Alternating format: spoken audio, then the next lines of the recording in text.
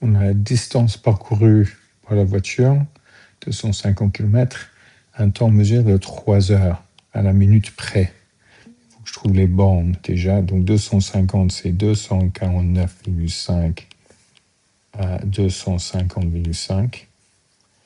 On y avec les heures, c'est qu'en fait, c'est combien de minutes? En fait, c'est 3 fois 60 minutes pour faire 3 heures. Et soit je fais moins 0,5 ou A. Donc ça, c'est le plus petit. 3 fois 60 plus 0,5 minutes. Ça me fait les bornes en minutes. Ça, c'est en kilomètres. Il faut que je décide qu'est-ce qui fait la borne inférieure de vitesse moyenne. Donc vitesse, si je faisais 249,5 et 250,5, c'est pas à l'échelle, mais pour savoir, est-ce que la voiture plus lente fait cette distance-là ou cette distance-là? Bah, ça, c'est la voiture plus lente. Donc c'est 249,5 km.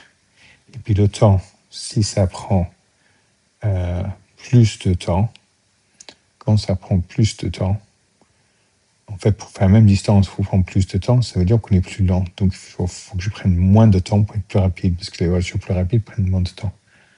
Donc c'est 3 fois 60 moins 0,5 minutes.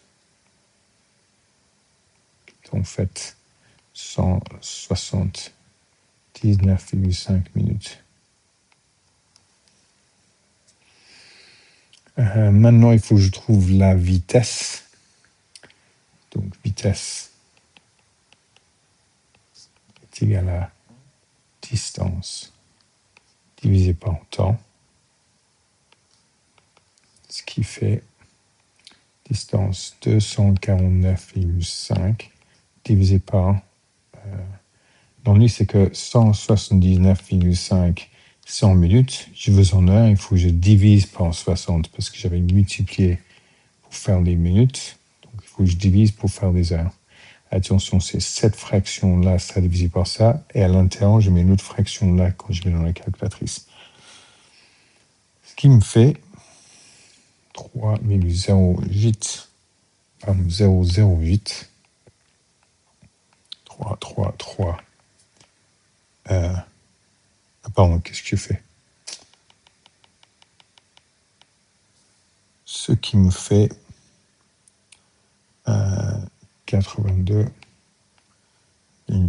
9 3 6 2 8 8 km à l'heure par heure, qui est ils veulent arrondi au 10 millième près. Donc ça, c'est unité, dixième, centième, millième, 10 millième. J'arrondis là.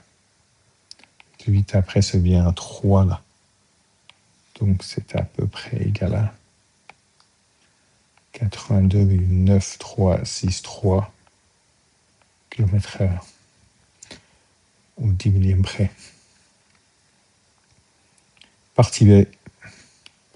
La vitesse exacte était de 83,8 km/h. Calculer le pourcentage d'erreur de la vitesse mesurée quand on utilise la borne inférieure.